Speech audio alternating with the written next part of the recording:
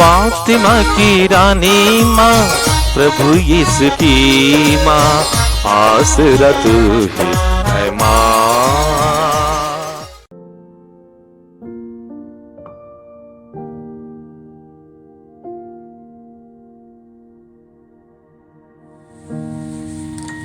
पहला पाठ नबी सफन्याह का ग्रंथ, अध्याय 3, पद संख्याएं 14 से 18 तक। हे सियोन की पुत्री, आनंद का गीत गा। हे इस्राएल, जयकार करो। हे यरूशलेम की पुत्री, सारे हृदय से आनंद मना। प्रभु ने तेरा दंडादेश रद्द किया और तेरे शत्रुओं को भगा दिया है। प्रभु तेरे बीच इस्राएल का राजा है। विपत्ति का डर तुझसे दूर हो गया है। उस दिन यरूशलेम से यह कहा जाएगा, हे सियोन, नहीं डरना, हिम्मत नहीं हारना। तेरा प्रभु ईश्वर तेरे बीच है। वह विजयी योद्धा है।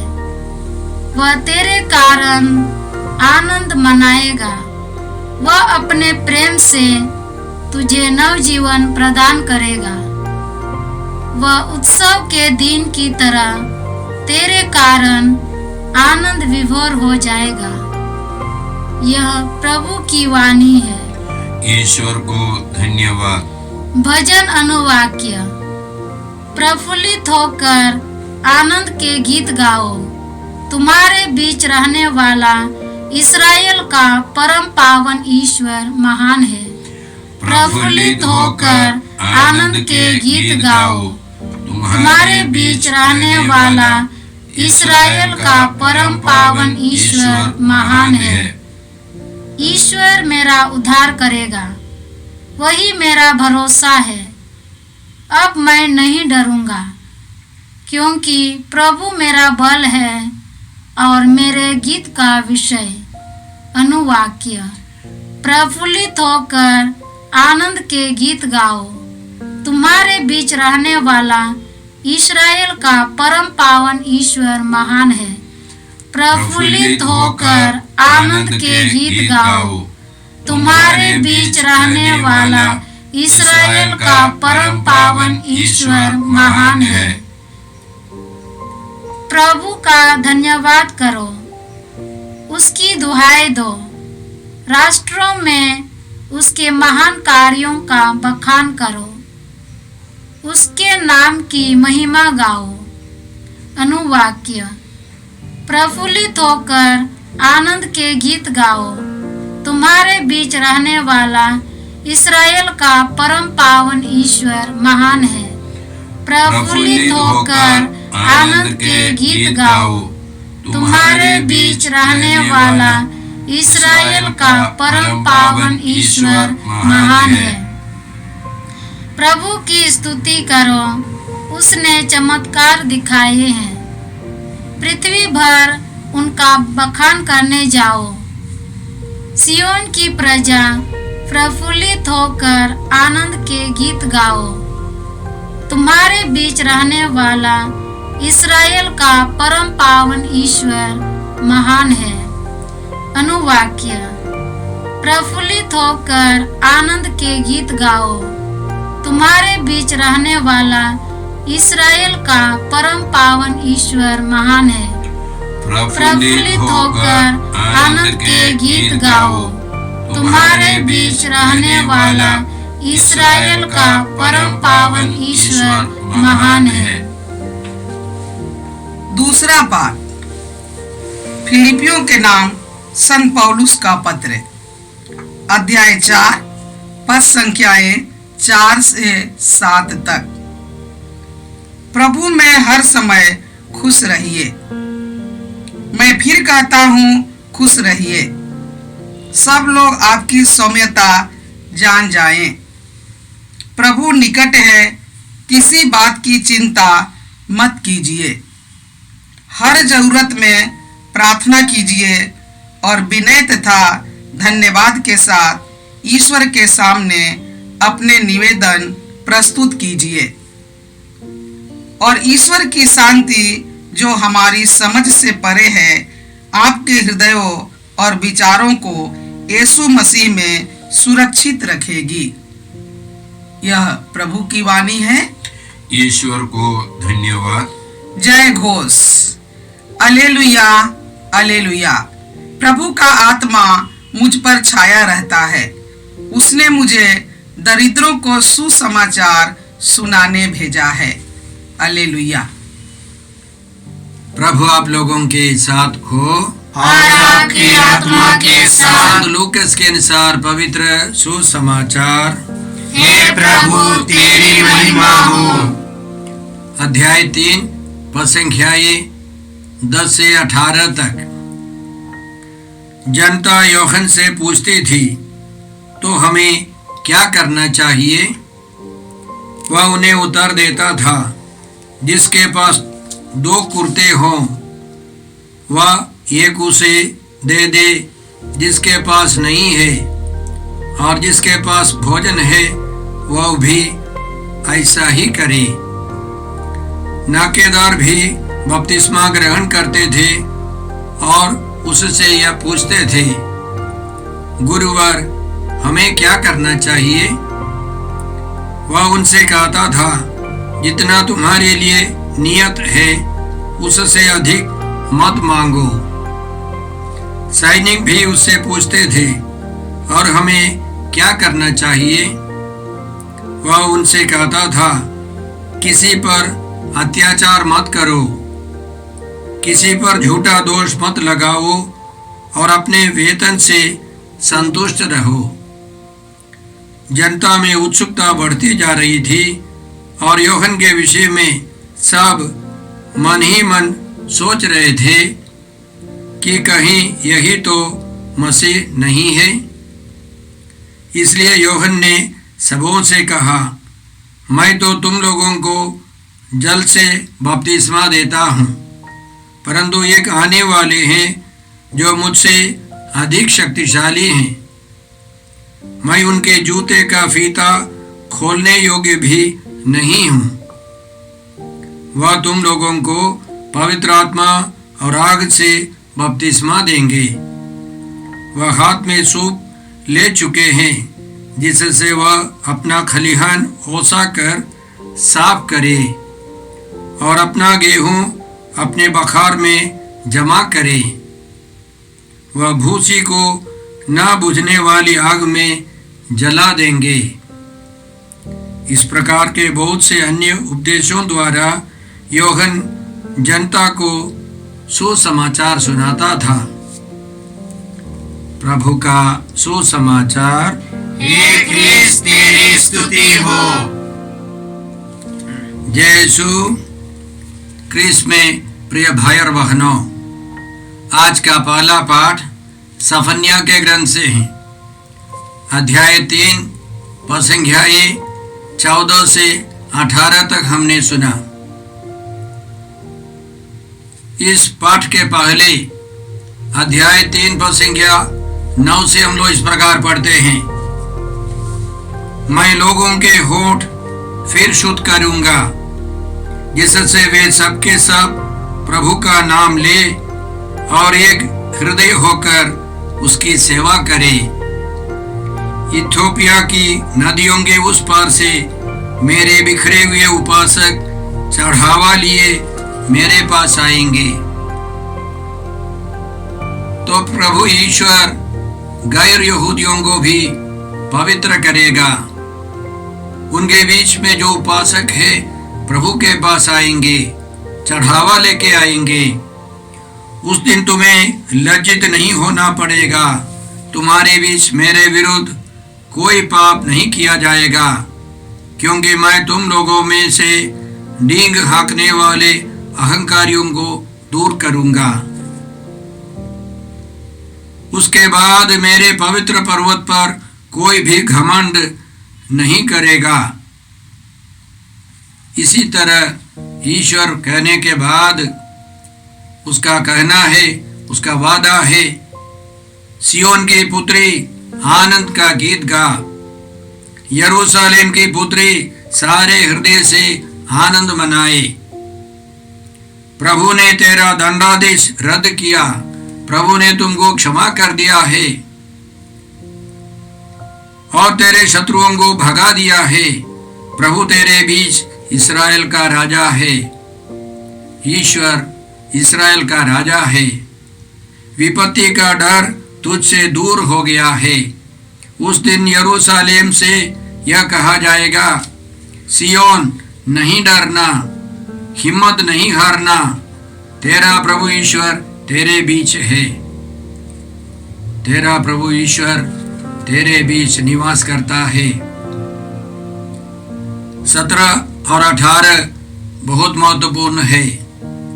वह विजयी योद्धा है, वह तेरे कारण आनंद मनाएगा, वह अपने प्रेम से तुझे नवजीवन प्रदान करेगा। वह उत्सव के दिन की तरह तेरे कारण आनंद विभोर हो जाएगा। यह अनुवाद उतना साफ नहीं है। अंग्रेजी में केवल 17 वचन संख्या 17 इस प्रकार है, The Lord your God is in your midst, a warrior who gives victory. He will rejoice over you with gladness. He will rejoice over you with gladness. He will renew you in his love. He will exult over you. He will exult over you with loud singing as on a day of festival. महापर्व के अवसर पर नाच गाना होता है, उसी तरह ईश्वर हमारे ऊपर गीत गाएगा।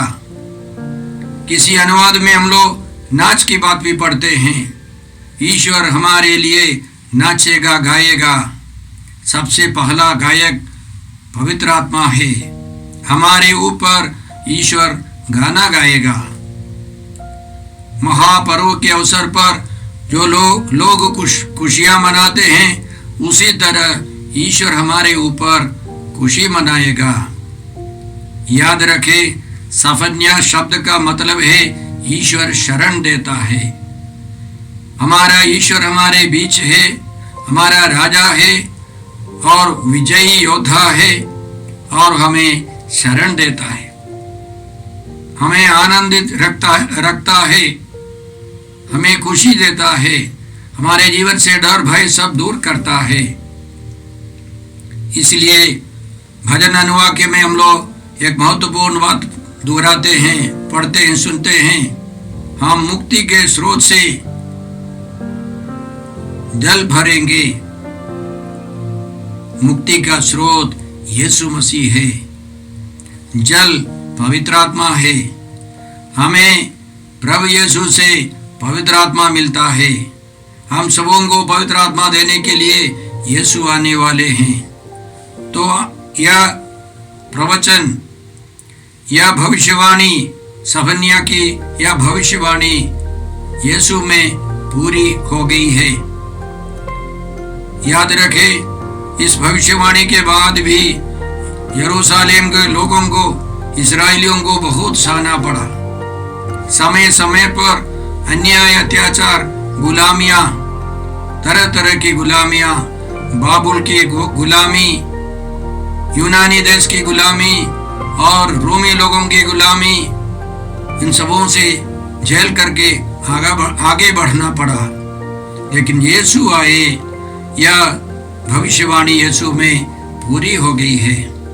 यीशु हमको पूर्ण आनंद प्रदान करने आए हैं।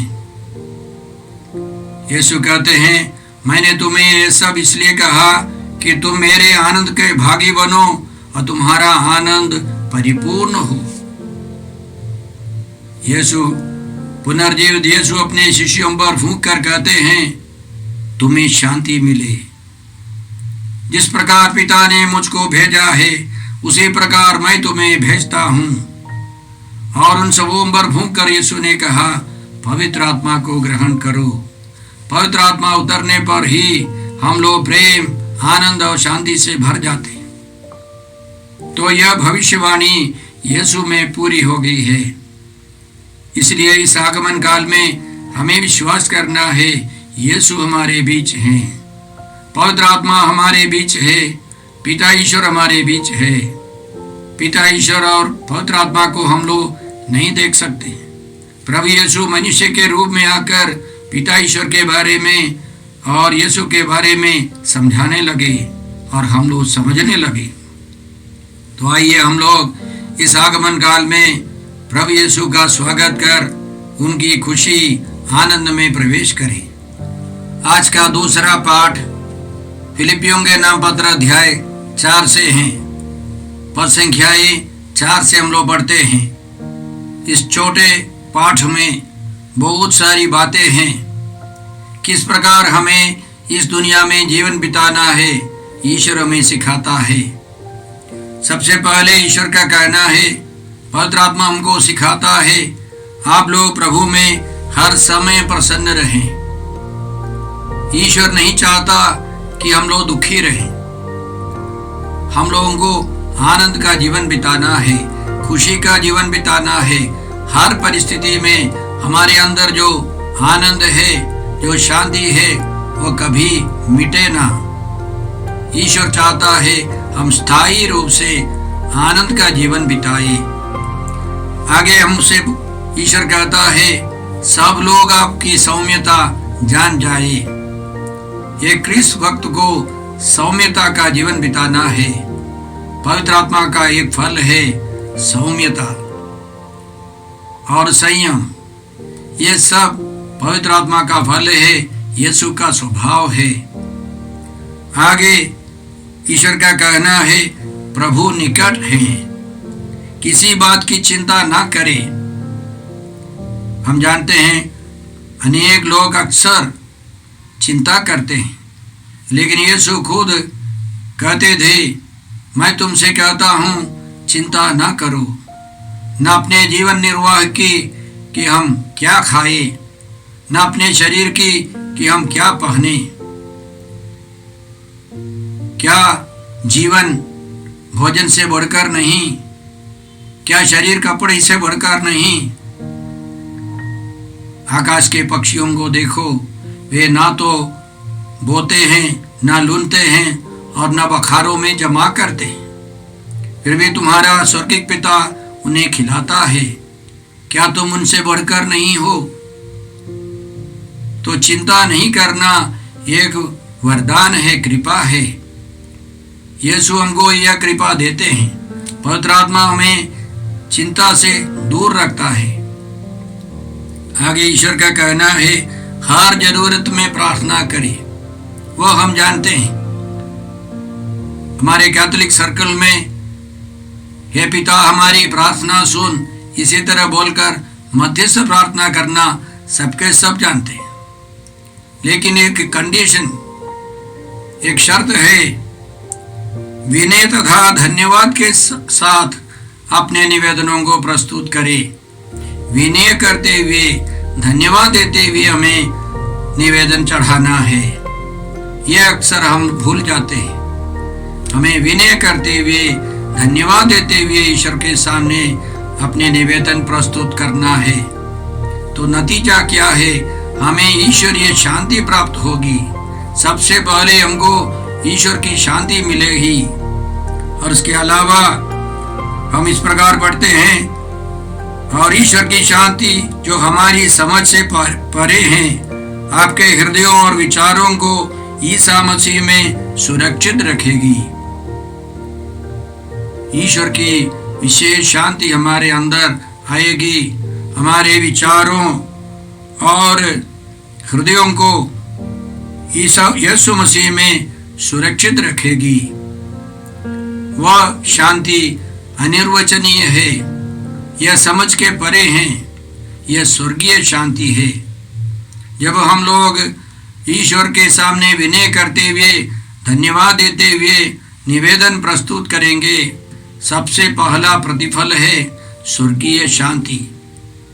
वह केवल यीशु मसीह दे सकते हैं अपनी आत्मा के द्वारा।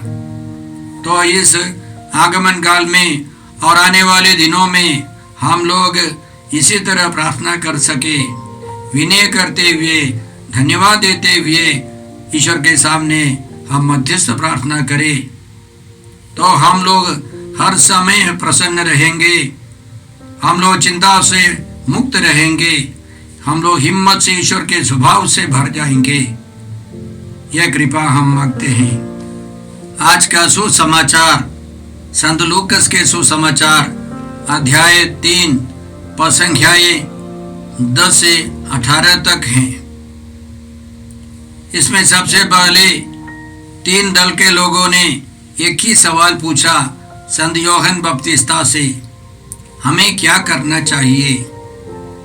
क्योंकि इस सवाल के पहले संत यूहन्ना बपतिस्ता ने लोगों को, उनके उपदेश सुनने के लिए आए हुए लोगों को समझाया, पश्चाताप का उचित फल उत्पन्न करो। केवल दिल में पश्चाताप करना काफी नहीं है, उस पश्चाताप के अनुसार जीवन बिताना है, जीवन में परिवर्तन लाना है।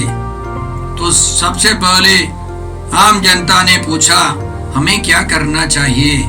तो उनका कहना है, जिनके पास 2 कुर्ते हो, एक उस व्यक्ति को दे दो जिसके पास कुछ भी नहीं है। इसी तरह भोजन भी, जिसके पास भोजन है वह उस व्यक्ति को भोजन देना है जिसके पास कुछ भी नहीं है। दूसरा है, नाकेदारों ने भी यही सवाल किया, हमें क्या करना चाहिए? तो संत यूहन्ना ने उनको समझाया, जितना तुम्हारे लिए नियत है उससे अधिक मत मांगो। वह नाकेदार टैक्स लेता है, ऐसे लोगों को ज्यादा टैक्स नहीं लेना है, घूस नहीं लेना है, लालच के कारण अधिक पैसे नहीं लेना है। आज भी हम लोग इसी तरह के लोगों को देखते हैं। तीसरे दल के लोग, वे लोग सैनिक थे।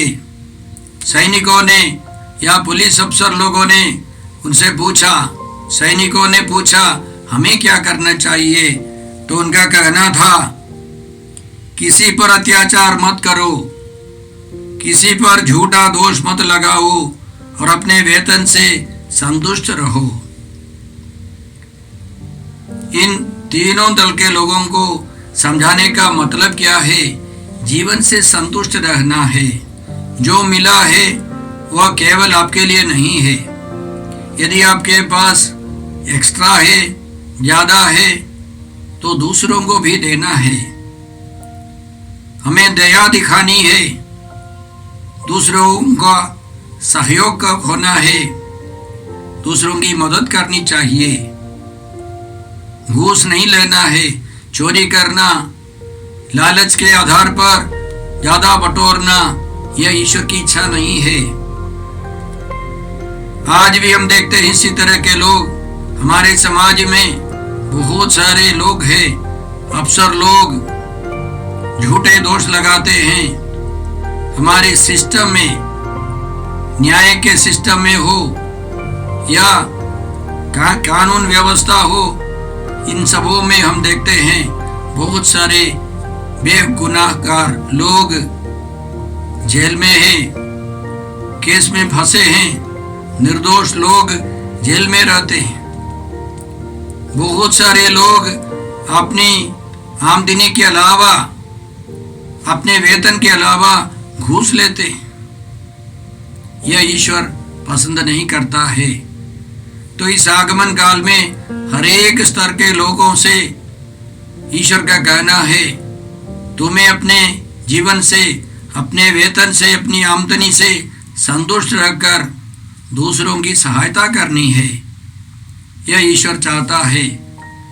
इसके अलावा जब लोग सोच रहे थे कि संत यूहन्ना बपतिस्ता ही मुक्तिदाता है, तो उन्होंने समझाया, मैं मुक्तिदाता नहीं हूँ, मैं सिर्फ जल से बपतिस्मा देता हूँ। मेरे बाद जो आने वाला है वो मुझसे महान है। वह पवित्र आत्मा और आग से बपतिस्मा देगा। पवित्र आत्मा और आग से बपतिस्मा देगा। और आगे उनका कहना है, वह हाथ में सूप ले चुके हैं जिससे वह अपना खलिहान ओसाकर साफ करे और अपना गेहूं अपने बखार में जमा करे। वह भूसी को ना बुझने वाली आग में जला देंगे। तो कई बाइबल पंडितों के अनुसार यह यीशु हमको पवित्र आत्मा से बपतिस्मा देते हैं। आग से बपतिस्मा देने का मतलब क्या है? यीशु की भविष्यवाणी के अनुसार 40 साल के बाद यरूशलेम मंदिर और शहर आग में भस्म हो गए। गेहूं बखारों में यीशु ने बटोर लिया, सुरक्षित रखा, और जो भूसी है वह सब राख हो गई।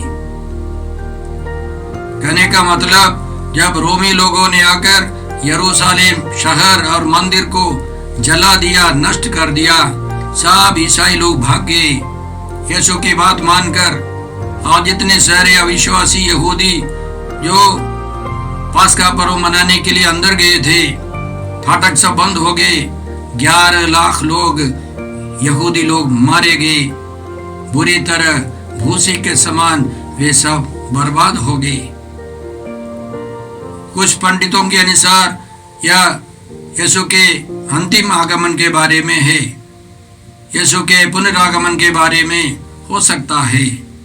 लेकिन जब यूहन्ना बपतिस्ता ने यह कहा, यीशु पवित्र आत्मा और आग से बपतिस्मा देंगे, वह आग 40 साल के बाद जो रोमी लोगों ने आग लगाई, उससे वह कहानी समाप्त हो गई।